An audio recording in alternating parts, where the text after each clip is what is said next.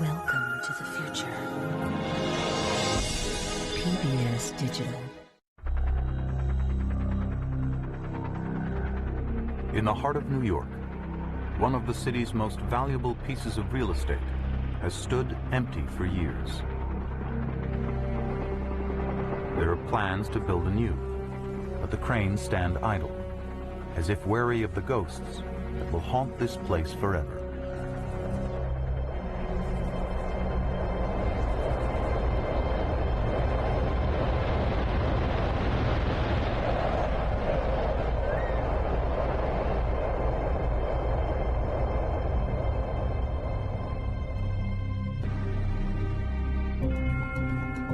Once a towering icon of American economic might, the World Trade Center will now and forever symbolize that terrible day.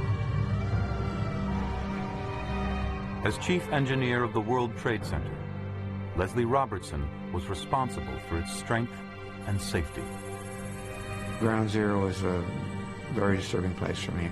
I cannot escape the people who died there, or even if I'm looking down into a pile of rubble, it's still, to me, somehow up there in the air, burning, and I cannot make that go away.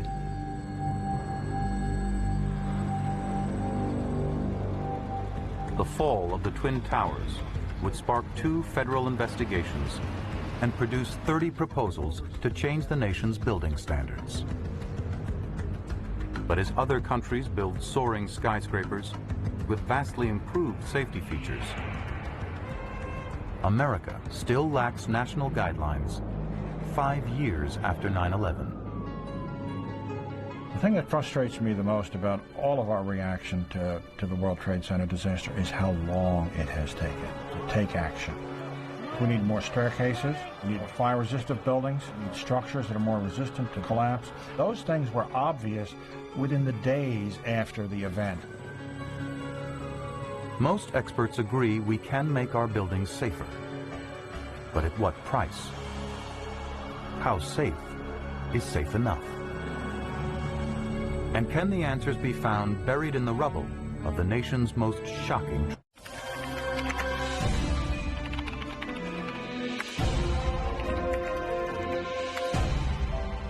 Google is proud to support NOVA in the search for knowledge.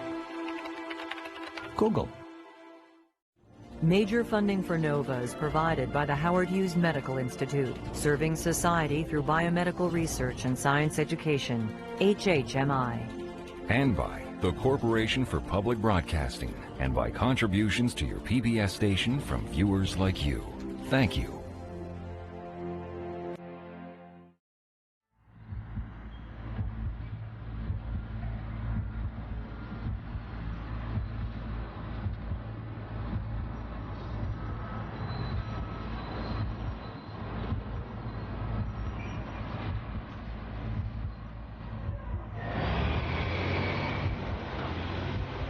In the aftermath of 9/11, investigators from the American Society of Civil Engineers began studying what was left of the World Trade Center.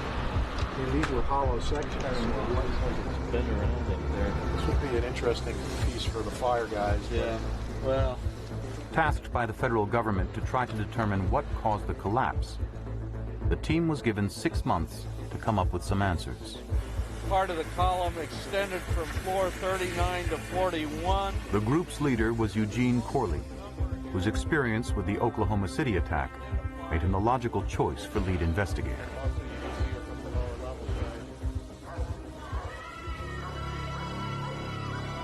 On the morning of April 19, 1995, Timothy McVeigh, a homegrown terrorist, parked a rental truck in the loading zone of the Alfred A. Murrah Federal Building.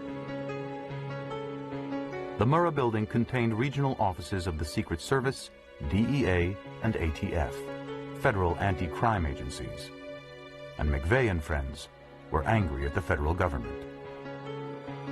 The truck was filled with ammonium nitrate and fuel oil. By coincidence, there was a hearing going on across the street, and they had a tape recorder going. There were no cameras to record the event, but this audio tape would prove central to Corley's investigation.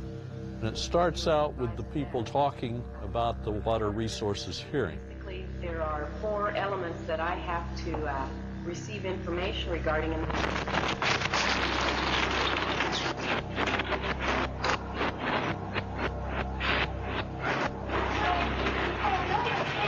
Everybody, let's get out of here.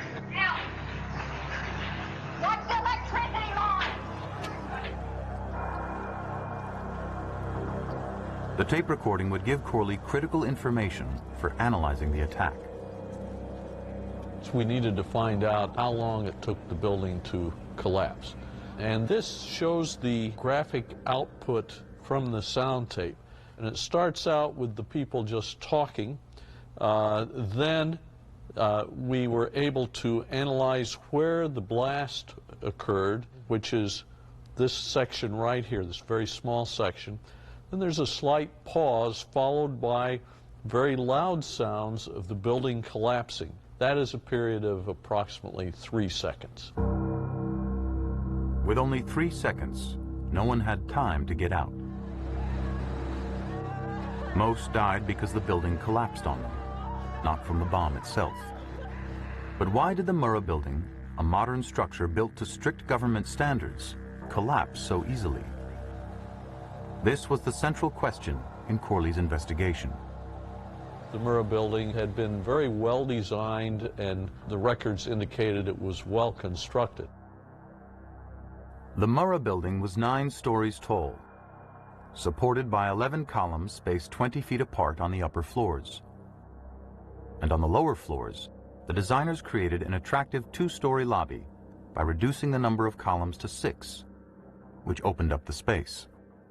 To do this, it was necessary to put a transfer girder in. This is a very strong girder that supports every other column from above and takes the loads from those columns into the more widely spaced columns over the first 2 floors. McVeigh parked the truck in a service drive just outside the lobby. McVeigh had left the truck right there at column G20.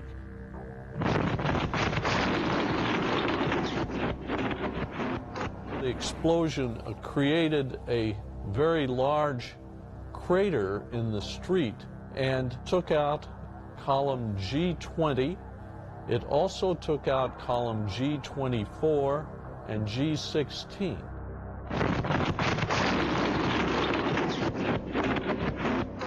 This left the large transfer girder with just 3 supporting columns, and it couldn't hold the weight. Once the transfer girder fails, there's no longer any support over most of its length, and almost half of the building collapses immediately.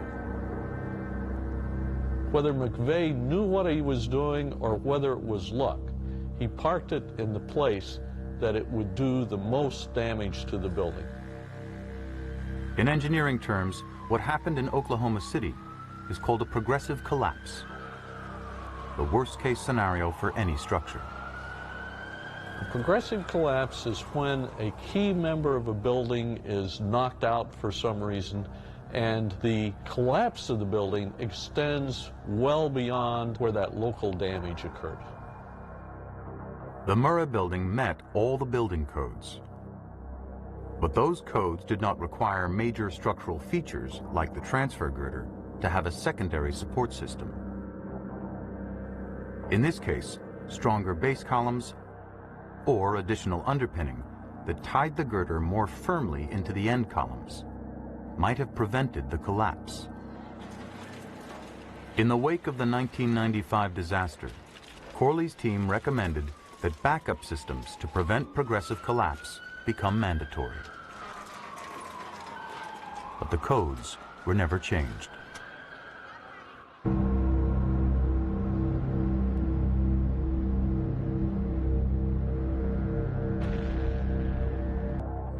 It lurched back and forth, and it was still standing. It was a scary situation. It was actually the first time that I had truly ever thought that I might die. Scores of people on the planes and in the buildings were killed instantly. But despite the immense force of the impacts, the buildings stood. For 1 hour, 42 minutes in the case of the North Tower, and 56 minutes for the South. The Murrah Building had collapsed in 3 seconds. The towers did not suffer an immediate progressive collapse because their great mass helped them absorb some of the initial shock. And because the buildings had the kind of engineering features the Murrah Building lacked. Beginning with a dense palisade of steel columns on the exterior walls, originally placed there by Leslie Robertson to resist the force of the wind. That whole issue of wind engineering is the most important part of the structural design of any very tall building. This wall of columns would prove very fortuitous.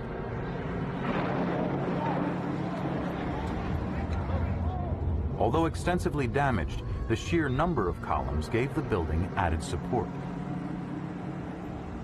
What happened was that the loads that were being carried by those columns arched across the opening, so that the columns adjacent to the hole now started picking up the loads that had been carried by those where the airplane went in. And in a prescient decision, Robertson placed an additional support system called a hat truss on the top floors of the buildings. By connecting the interior core columns to the stronger exterior columns, the hat truss helped the severely damaged core remain standing. The hat truss prevented earlier failure of the core of the building, which contained all of the stairwells.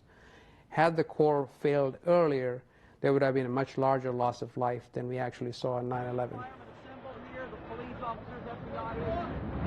But in the end, the buildings did come down. And those who made it out will never forget. Tidal wave of destruction just flowed.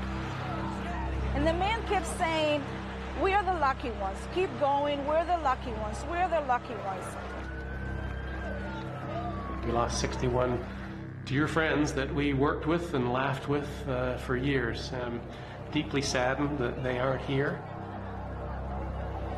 By not collapsing immediately, the towers saved many lives.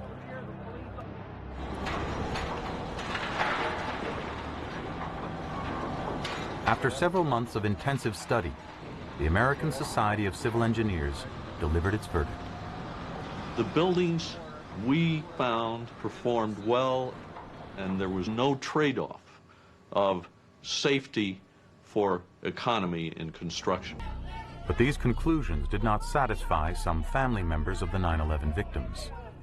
Upset at what they felt was a hasty and incomplete investigation, they began demanding a more thorough one.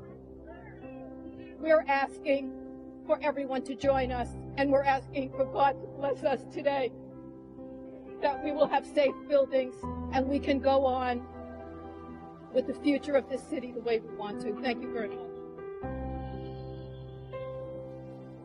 In truth, Corley was given scant time and resources to come up with anything but a preliminary conclusion. And a tragedy of this magnitude certainly warranted more than that. So in 2002, Congress charged the National Institute of Standards and Technology to conduct the most detailed building analysis ever undertaken.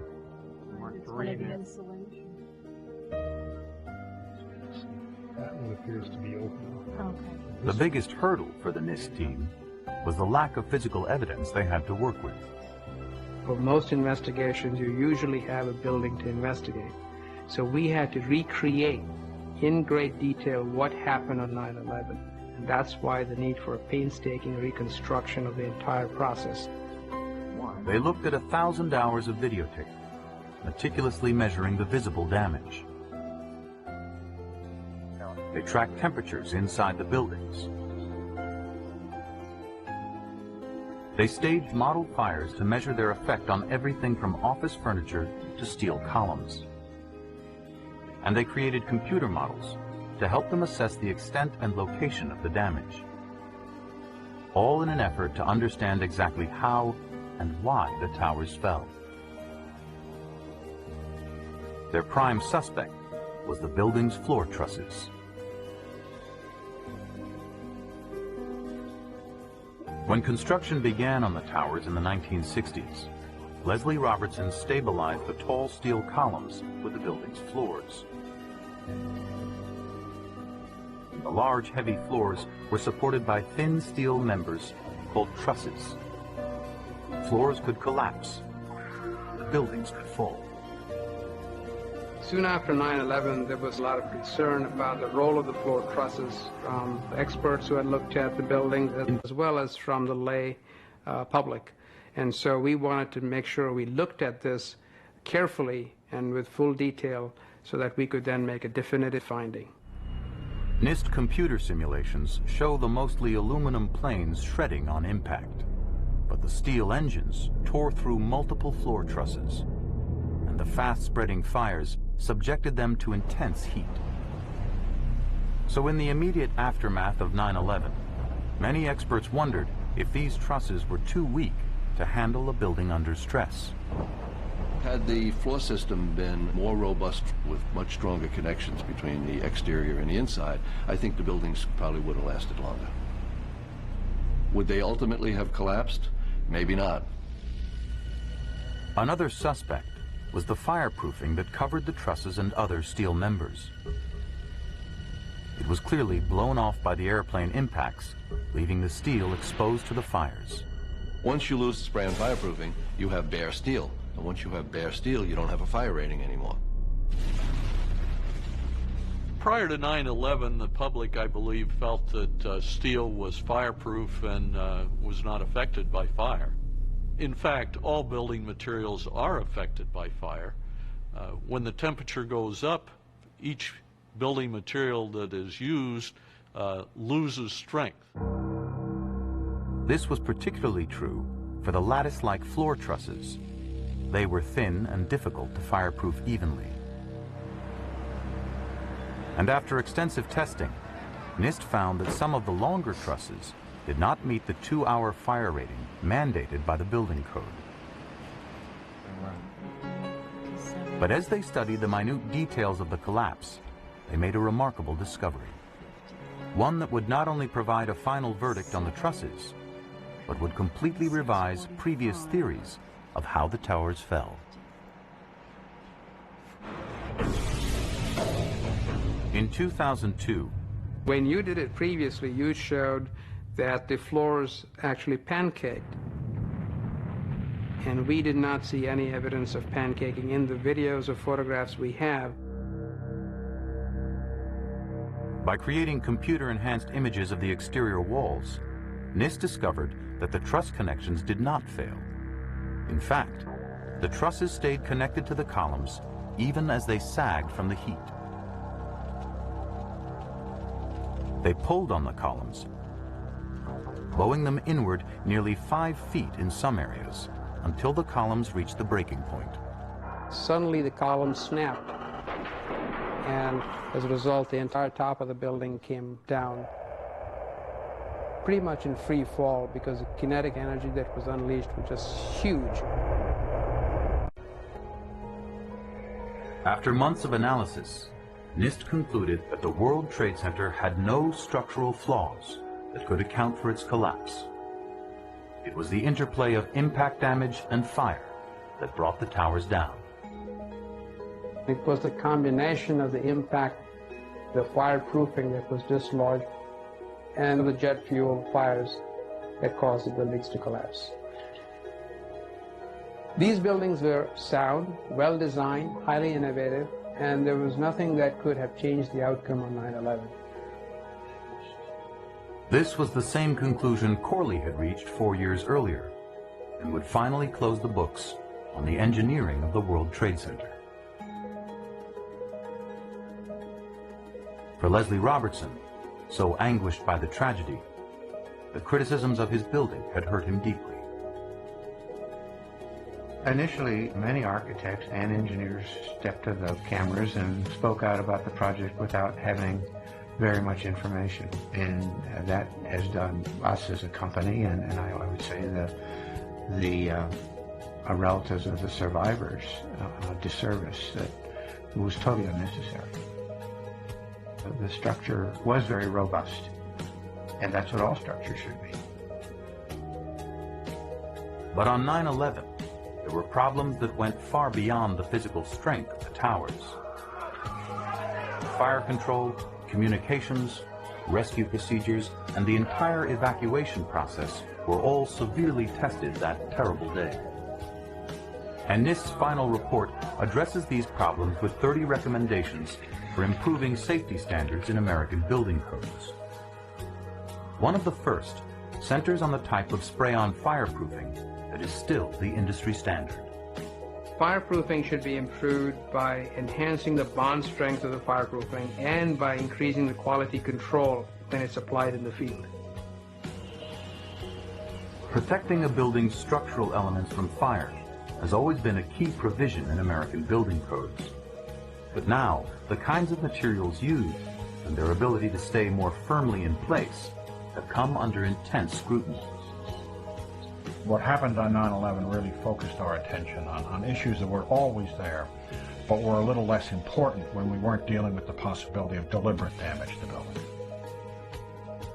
Bill Connolly is the Director of Codes and Standards for the state of New Jersey.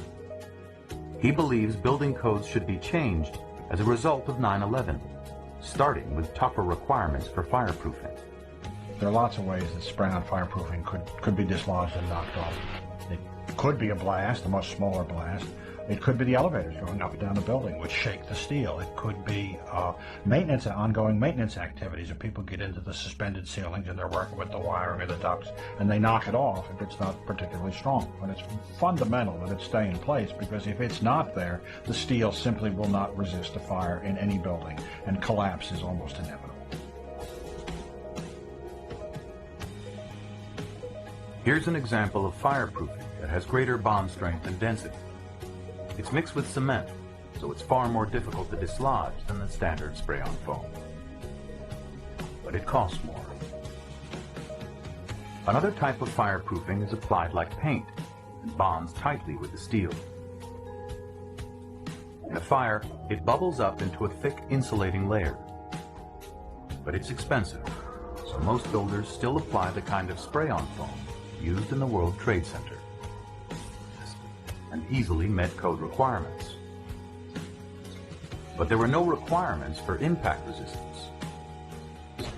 Wallboard is weak and brittle.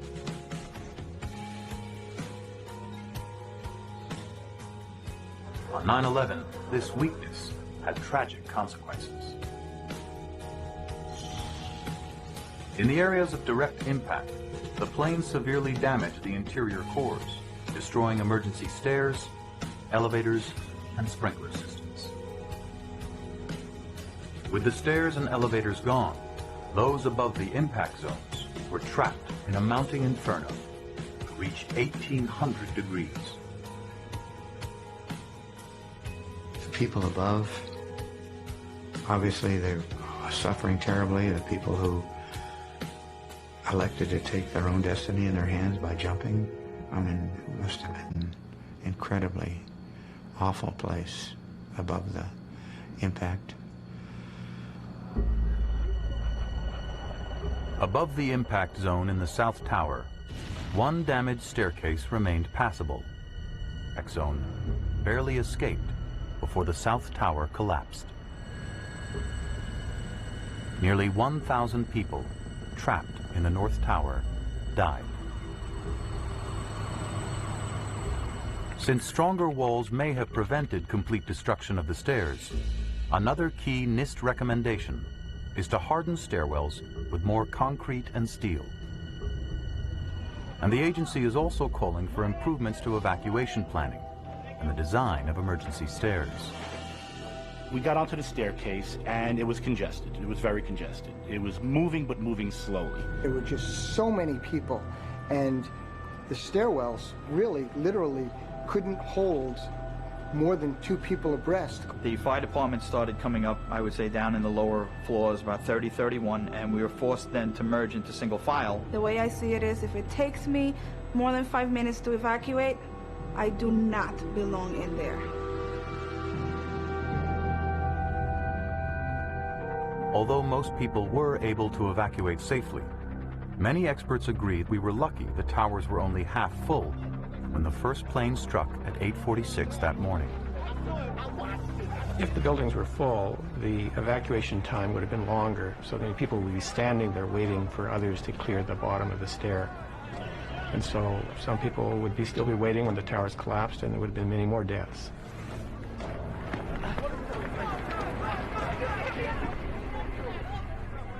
Jake Pauls is one of the world's leading authorities on building evacuation. A passionate advocate for occupant safety, his views often put him at odds with the owners and developers of big buildings. There might be a bit of a perception out there in the building industry that I tend to be a crank, but I have a fairly good understanding of how people use stairs, what their safety is, how much width they need for passing and for crowding and so on. And my views on this are based on work going back 40 years.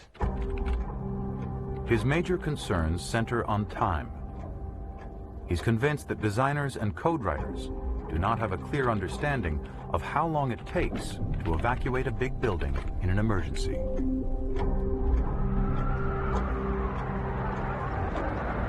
In 1993, when the World Trade Center was attacked with a car bomb, Pauls learned that it took more than 5 hours for some people to get down the emergency stairs. This was nearly 3 times as long as the fire protection rating for the steel. The stairwells were smoky, and the lighting had failed. Those problems had been fixed prior to 9/11. But to Pauls, the real cause of congestion was the width of the stairs. The current minimum width for stairs is 44 inches. Now, 44 inches is not very wide. For example, it's about that. 44 inches, very narrow.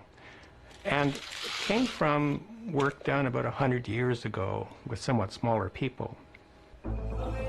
Today, people are less fit, they're larger, they're heavier. People walk in what's called a staggered file. They walk a step or two ahead of the person closest to them, and this is to allow for body sway. And there's a lot of stop and go movement. But this is very frustrating for people. They don't understand what's happening. They'd like to keep moving, and they can't. Could have moved a lot faster without all of these slow people in front of me. And all of these problems are intensely magnified when people going down have to share the stairs with firemen going up. We would all have to move off to the side up against the wall to let the firemen through, because here these guys were carrying these incredible packs, and we knew they were going to save people. And everybody just got out of the way, but of course that slowed progress for us on our way out in a big way. In perfect hindsight, it would have been better if the firefighters hadn't gone up the stairs, certainly in the numbers they did. It caused congestion for people coming down, and the firefighters couldn't really do very much up on those upper floors. Pauls believes that to help eliminate this kind of congestion, emergency stairs should be at least 56 inches wide. But even this increased width would not have helped the disabled on 9/11, many of whom were told to wait on a lower floor until the others had exited. And there were a couple of dozen, maybe 3 dozen people who were held there. And they were there or trying to come down as Tower 1 collapsed. Those people, because of their physical disabilities and because of the procedure used with them, may have died needlessly.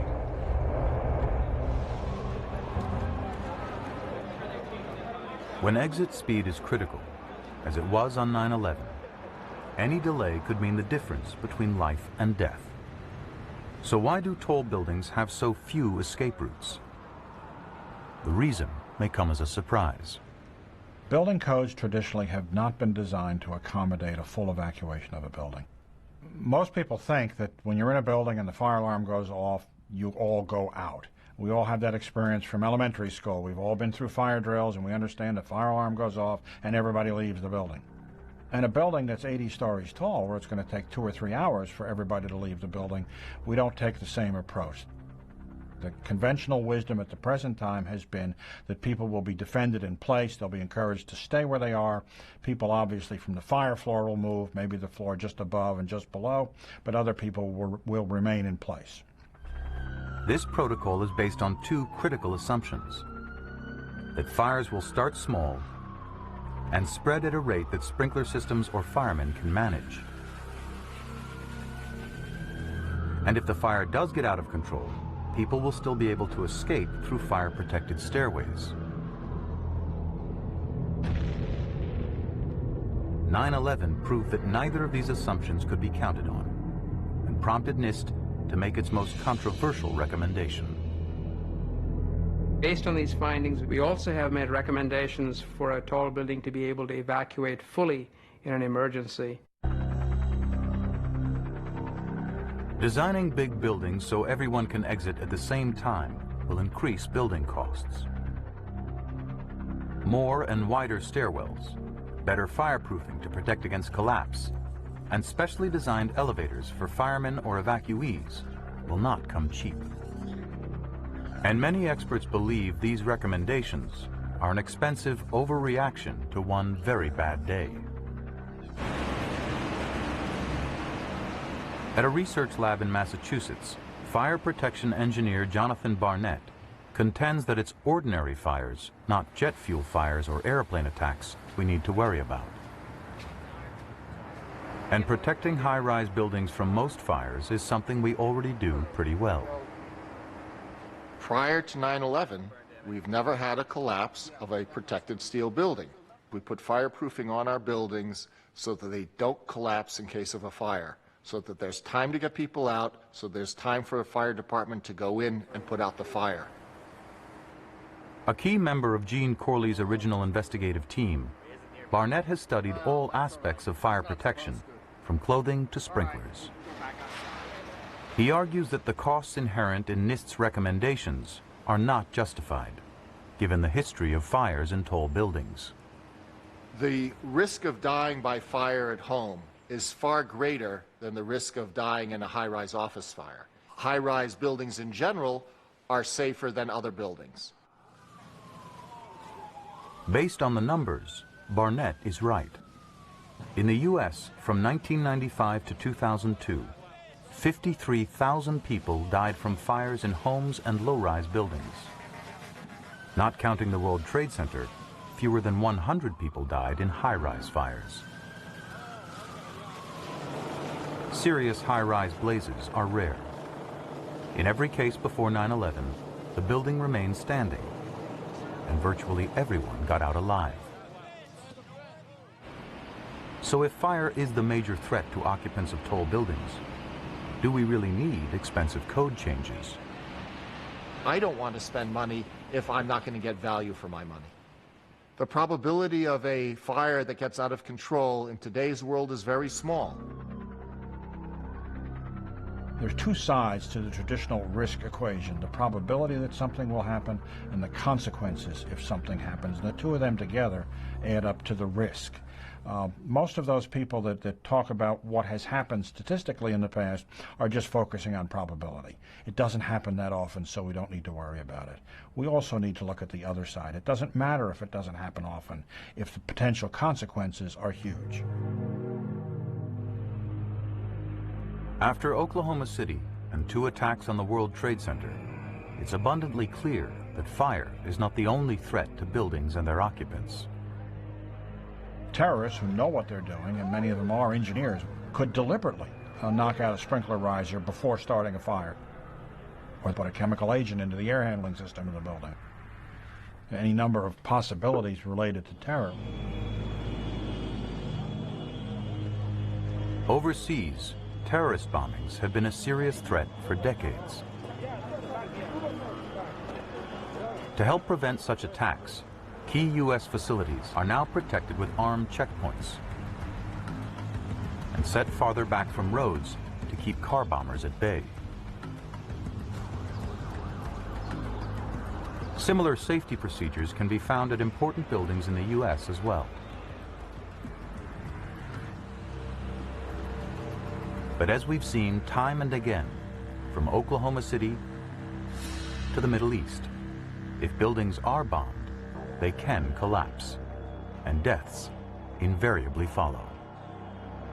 This situation prompted NIST to make its most expensive safety proposal. One of our most important recommendations deals with preventing progressive collapse, and essentially that means making the buildings more robust. With its sound engineering and backup support systems, the World Trade Center, unlike the Murrah Building, avoided progressive collapse, thereby saving lives. But increasing a building's structural safety, as well as its evacuation capacity, could raise construction costs 5% or more, easily many millions of dollars for a high-rise building. And since it's impossible to protect all buildings from every kind of attack, where do we draw the line? I think that we do have to protect important and significant structures against the car bomb or whatever the terrorist attack of tomorrow is. However, it's too expensive to protect every building in this country against unforeseen terrorist attack. Even in countries like Israel, which face terrorist attacks day in and day out, they aren't changing their building code for routine buildings.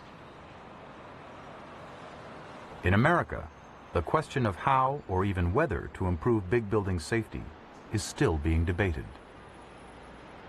But in other countries, significant improvements have already been made.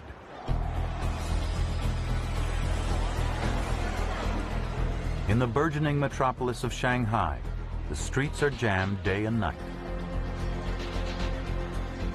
And what was left of old China quickly disappears behind the spread of modernity.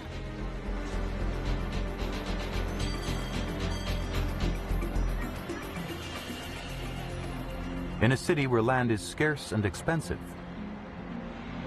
the very tall building is thriving.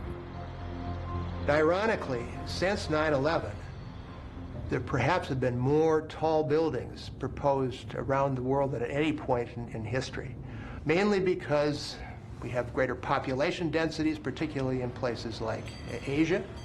Use much less material to actually house the same number of people.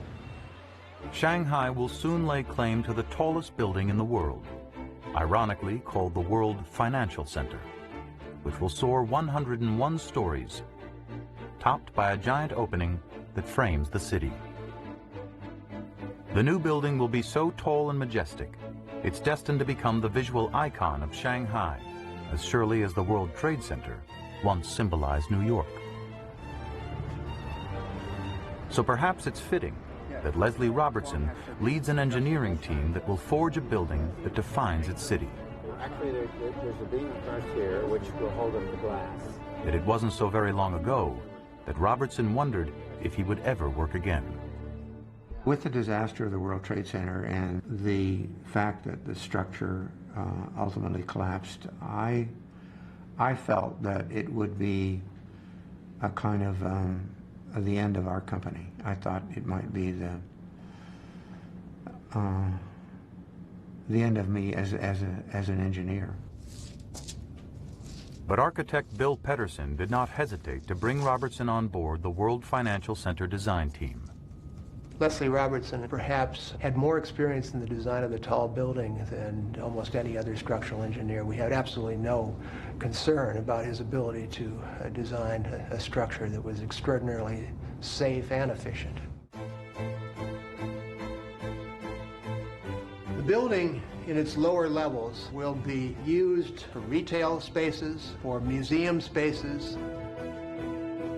We have an office space from here to here, and then above that, hotel space.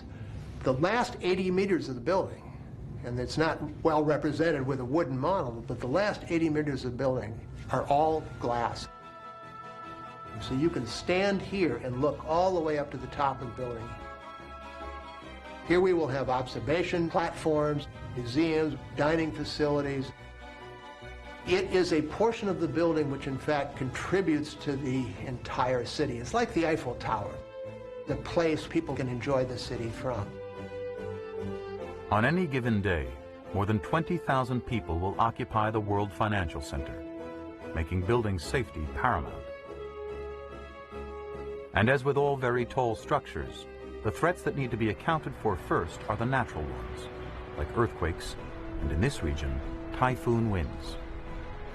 With a building of this height, one of the important aspects is to be able to relieve as much wind pressure as possible.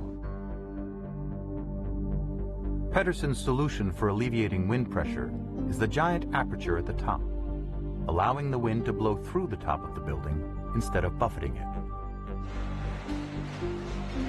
But it's the elements you won't see when the building is finished that give it its great strength. Long diagonal steel members just beneath the surface will help stabilize the building in an earthquake.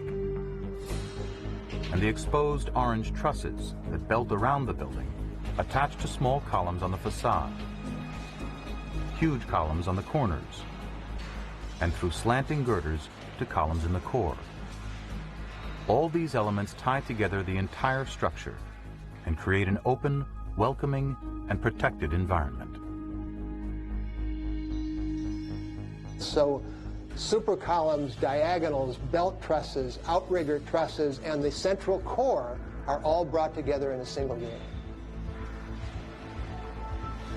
Mammoth concrete super columns at each corner are the main anchors for the building. The concrete is embedded with giant steel girders and a thick jungle of long steel bars. These massively reinforced columns will help make this building one of the strongest on Earth. The project was designed not just for the typhoon winds and the great earthquake, but it was designed for a series of unforeseen events that we really don't know what they might be, but it's extremely robust and redundant. You can take out columns, you can take out the giant diagonals, and so forth. And the building is unhappy, but it stands there even so. In China, builders of skyscrapers must also meet stringent code requirements for building safety, beginning with a concept not found in America. Every 12, 13, 14 floors in the building, you see a truss across the face of the building. Behind that truss is what's called a refuge floor. And the idea of a refuge floor is that the stairs, the fire stairs, come down to the refuge floor, you exit out onto the refuge floor, and you're protected there. And of course, if you wish, you can go back into the stair and continue on down. On these floors, steel plates underpin the concrete flooring. Ventilation shafts bring in outside air, and every structural element is given extra fire protection. The concept of these floors is that they will be protected with a 4-hour fire rating such that fire cannot penetrate into the floors. People can reside on those floors during the emergency. Once safely on the refuge floors, people could continue on down the emergency stairs, or share special firemen's elevators located inside the thick concrete walls of the core. And in extreme emergencies, they could even use the observation elevators on the corners of the building.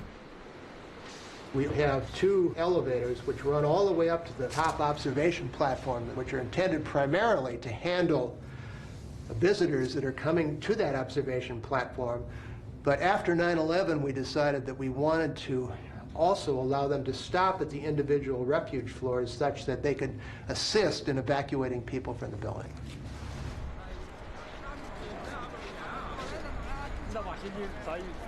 Creative efforts to better protect people who might one day need to evacuate a tall building are not confined to China.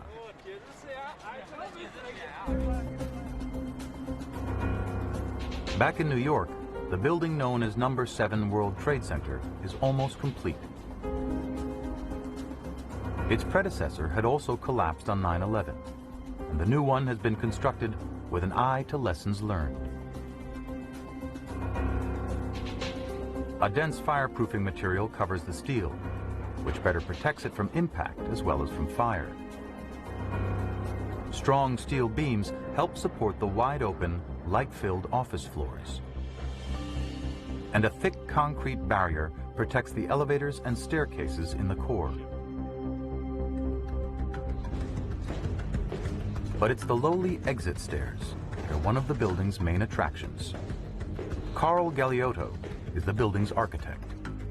These stairs are much brighter than one normally thinks of fire stairs, and they have 2 levels of emergency power to keep the stairs well lit in the event of an emergency. But one of the features that I'm most proud of is the width of these stairs. These stairs are 20% wider than required by code. The walls here maintain the integrity of this enclosure. These are reinforced concrete walls. Most buildings have 1 fire standpipe sprinkler riser. We have 2, 1 in each stair. In the event that one is compromised, there's a second one delivering water to the sprinkler system. These wide stairs also have space for wheelchairs. It's called an area of rescue assistance, so that someone in a wheelchair can be brought to the space and helped down the stairs. When we put all these features together, we believe this will make it one of the safest buildings in America. Although the safety improvements to Building 7 have increased its construction costs, from New York to Shanghai, many owners and designers of new buildings seem to be taking the initiative on improving safety. But how much should the specific events of 9/11 dominate our thinking? In my lifetime in buildings that I worked on, we've experienced about everything you can think of that could take place. Big earthquakes, giant windstorms, the airplanes striking the World Trade Center, the bombing of the World Trade Center, and so forth. But I don't think it's necessary for us to go out and start designing all of our structures for the impact of jet aircraft. It would create buildings that are not so wonderful places to live and work. They should be robust. They should be strong. Oh, yes, of course. But special circumstances should not be dictating the way we design high-rise buildings. So how safe is safe enough? Certain buildings, because of their size or iconic status, will always require greater safety considerations. Our case in point is the Freedom Tower, currently planned to rise from the footprint of the World Trade Center and fill the empty skyline of Lower Manhattan.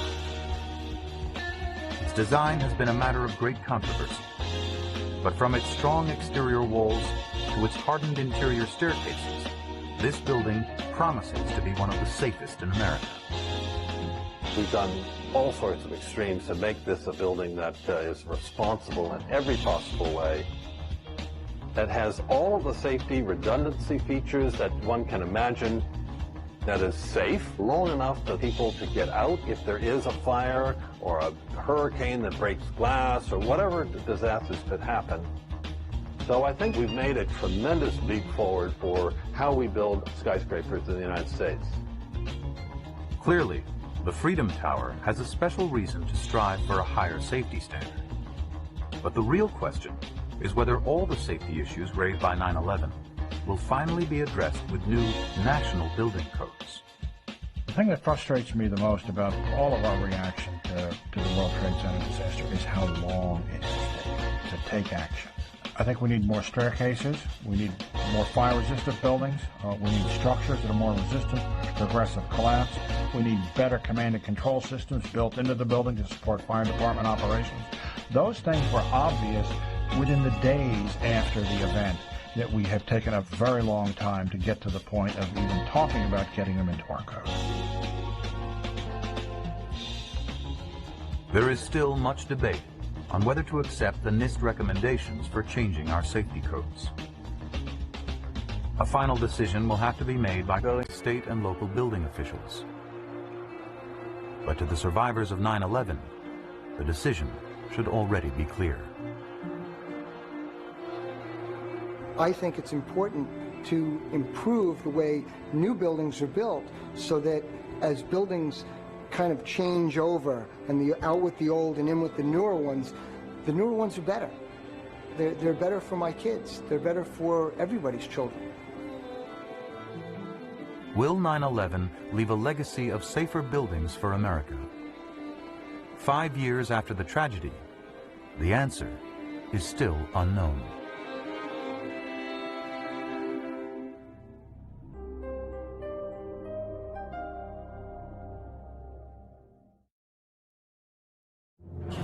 Stay tuned for more about Nova, but first... 10,000. 15? 15, you think? 20, 21,000? 600. 20. 18,500. 24. It's at least 40. Look at it. 4,500,000. 650. 20. 650. This textile would be worth about $500,000. $500,000? No way. I knew it. It's just a blanket. Laying on the back of a chair. Well, sir, you have a national treasure. Wow. A national treasure. Congratulations. I can't believe this.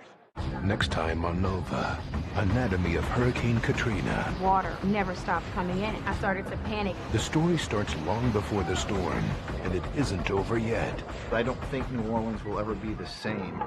The predictions. It's serious. I told him, Walter, you better get ready. The lessons. These walls were under-designed, under-engineered. The storm that drowned a city. A Nova special investigation.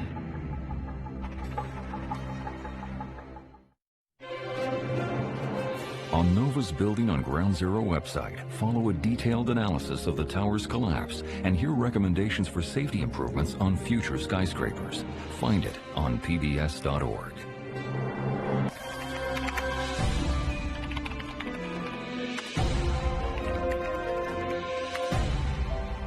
Google is proud to support Nova in the search for knowledge. Google. Major funding for Nova is provided by the Howard Hughes Medical Institute, serving society through biomedical research and science education, HHMI. And by the Corporation for Public Broadcasting, and by contributions to your PBS station from viewers like you. Thank you.